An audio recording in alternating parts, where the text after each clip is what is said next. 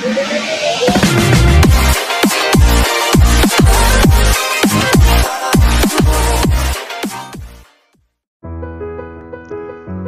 दोस्तों, मैं उर्मिला आज फिर आपके लिए एक वीडियो लेकर आई हूँ। ये वीडियो है एक कहानी है। इस कहानी का शीर्षक है दुख का अधिकार और ये कहानी लिखी है यशपाल जी ने। तो ये कहानी पढ़ने से पहले मैं सबसे पहले आपको यशपाल जी का जीवन परिचय दे देती हूँ संक्षिप्त में। इसके बाद हम कहानी पढ़ेंगे। तो यशपाल जी का जन्म फिरोजपुर छावनी में सन 1903 में हुआ। इन्होंने आरंभिक शिक्षा स्थानीय स्कूल में और उच्च शिक्षा लाहौर में पाई। यशपाल विद्यार्थी काल से ही क्रांतिकारी गतिविधियों में जुट गए थे। अमर शहीद भगत सिंह आदि के साथ मिलकर इन्होंने भारतीय स्वतंत्रता आंदोलन में भाग लिया। यशपाल की प्रमुख कृतियां हैं देशद्रोही, पार्टी कामरेड, दादा कामरेड, झूठ सच तथा मेरी तेरी और उसकी बात। ये सभी उपन्यास हैं। और ज्ञानदान, तर्क का तूफान, पिंजड़े की उड़ान, फूलों का कुर्ता, उत्तराधिकारी, ये सभी कहानी संग्रह हैं। और सिंहावलोकन उनकी आत्मकथा है। मेरी तेरी उसकी बात पर यशपाल को साहित्य अकादमी पुरस्कार भी मिला है। यशपाल की कहानियों में कथा रस सर्वत्र मिलता है। वर्ग संघर्ष, मनोविश्लेषण और पैना व्यंग इनकी कहानियों की विशेषताएं हैं। यशपाल यह मानते रहे कि समाज को उन्नत बनाने का एक ही रास्ता है, सामाजिक समानता के साथ साथ आर्थिक समानता। यशपाल ने अपनी रचनाओं में हिंदी के अलावा उर्दू और अंग्रेजी के शब्दों को भी बेहिचक प्रयोग किया है। अब प्रस्तुत कहानी में दुख का अधिकार देश में फैले अंधविश्वासों और ऊंच नीच के भेदभाव को बेनकाब करते हुए यह बताती है कि दुख की अनुभूति सभी को समान रूप से होती है। कहानी धनी लोगों की अमानवीयता और गरीबों की मजबूरी को भी पूरी गहराई से उजागर करती है। यह सही है कि दुख सभी को तोड़ता है। दुख में मातम मनाना हर कोई चाहता है। दुख के क्षण से सामना होने पर सब अवश हो जाते हैं। पर इस देश में ऐसे अभागे लोग भी हैं जिन्हें ना तो दुख मनाने का अधिकार है और ना अवकाश का। यह कहानी इसी पर आधारित है। तो चलो देखते हैं हम कहानी दुख का अधिकार।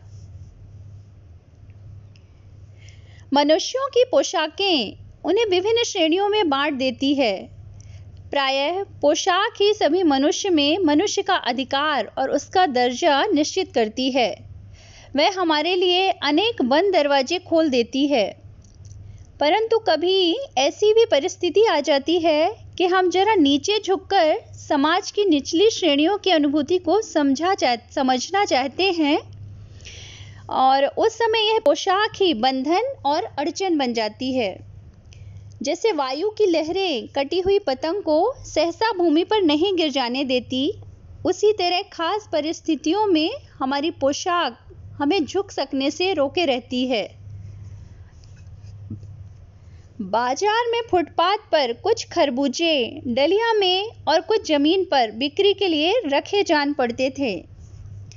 खरबूजों के समीप एक अधेड़ उम्र की औरत बैठी रो रही थी। खरबूजे बिक्री के लिए थे, परंतु उन्हें खरीदने के लिए कोई कैसे आगे बढ़ता।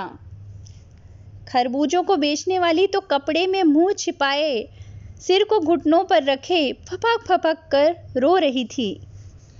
पड़ोस की दुकानों के तख्तों पर बैठे या बाजार में खड़े लोग घृणा से उसी स्त्री के संबंध में बात कर रहे थे। उस स्त्री का रोना देखकर मन में एक व्यथा सी उठी, पर उसके रोने का कारण जानने का उपाय क्या था। फुटपाथ पर उसके समीप बैठ सकने में मेरी पोशाक ही व्यवधान बन खड़ी हो गई। एक आदमी ने घृणा से एक तरफ थूकते हुए कहा, क्या जमाना है, जवान लड़के को मरे पूरा दिन नहीं बीता और यह बेहया दुकान लगा के बैठी है। दूसरे साहब अपनी दाढ़ी खुजाते हुए कह रहे थे, अरे जैसी नियत होती है अल्लाह भी वैसी ही बरकत देता है।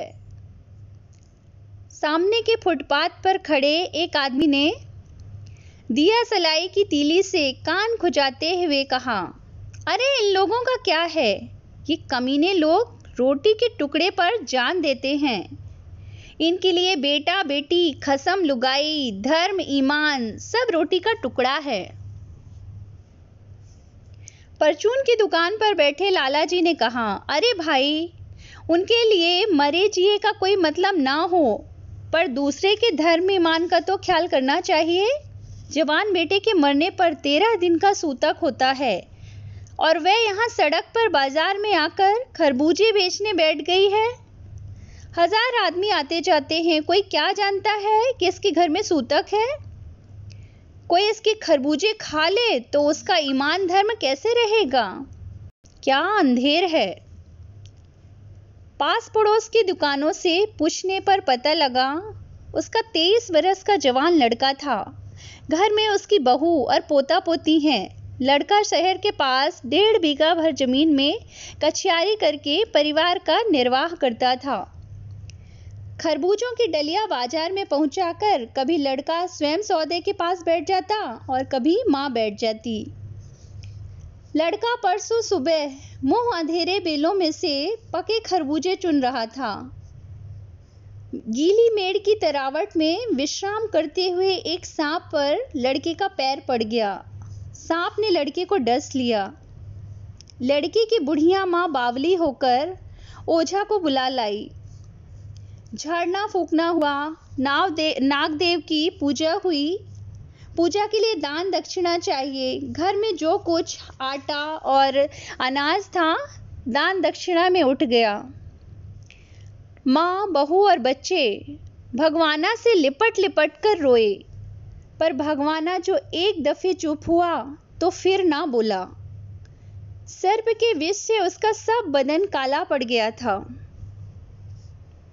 जिंदा आदमी नंगा भी रह सकता है, परंतु मुर्दे को नंगा कैसे विदा किया जाए। उसके लिए तो बजाज की दुकान से नया कपड़ा लाना ही होगा, चाहे उसके लिए माँ के हाथों के छन्नी ककना ही क्यों ना बिक जाए।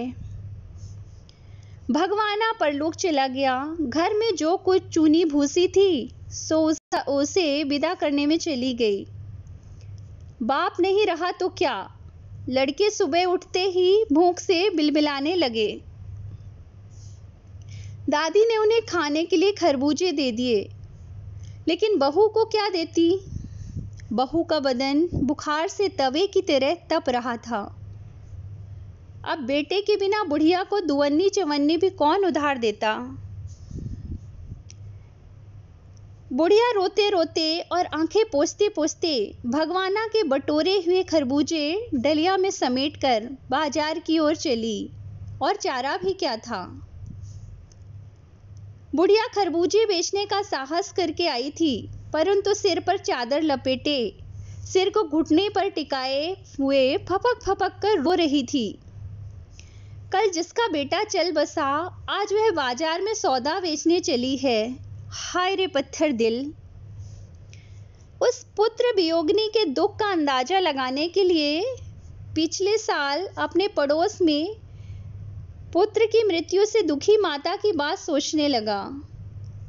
वह संभ्रांत महिला पुत्र की मृत्यु के बाद 2.5 मास तक पलंग से उठ ना सकी थी। उन्हें 15-15 मिनट बाद पुत्र वियोग से मूर्छा आ जाती थी और मूर्छा ना आने की अवस्था में आंखों से आंसू ना रुक सकते थे। 2 डॉक्टर हरदम सिरहाने बैठे रहते थे। हरदम सिर पर बर्फ रखी जाती थी। शहर भर के लोगों के मन उस पुत्र शोक से द्रवित हो उठे थे। जब मन को सूझ का रास्ता नहीं मिलता तो बेचैनी से कदम तेज हो जाते हैं। उसी हालत में नाक ऊपर उठाए राह चलतों से ठोकरे खाता मैं चला जा रहा था और सोच रहा था कि शोक करने, गम मनाने के लिए भी सहूलियत चाहिए और दुखी होने का भी एक अधिकार होता है। तो यह थी कहानी दुख का अधिकार। कितनी मार्मिक कहानी है, इसे पढ़कर तो मुझे सच में मेरा हृदय ही द्रवित हो गया। तो आप लोगों को कैसी लगी ये कहानी मुझे ज़रूर लिख के भेजिएगा कमेंट बॉक्स में। और अगर कहानी पसंद आई हो और मेरे वीडियो अच्छा लगा हो तो इसे लाइक और कमेंट और शेयर ज़रूर कीजिएगा। और जिन्होंने मेरा चैनल अभी तक सब्सक्राइब नहीं किया है तो उम्मीद करती हूँ कि आप एक सब्सक्राइब का बटन ज़रूर प्रेस कीजिएगा और बेल आइकन दबाना मत भूलिएगा, जिससे मैं जो भी नया वीडियो लेकर आऊँ आपको उसका नोटिफिकेशन मिलता रहे। हम फिर मिलेंगे एक नए वीडियो के साथ, तब तक के लिए अपना ध्यान रखिए। Take care, bye bye.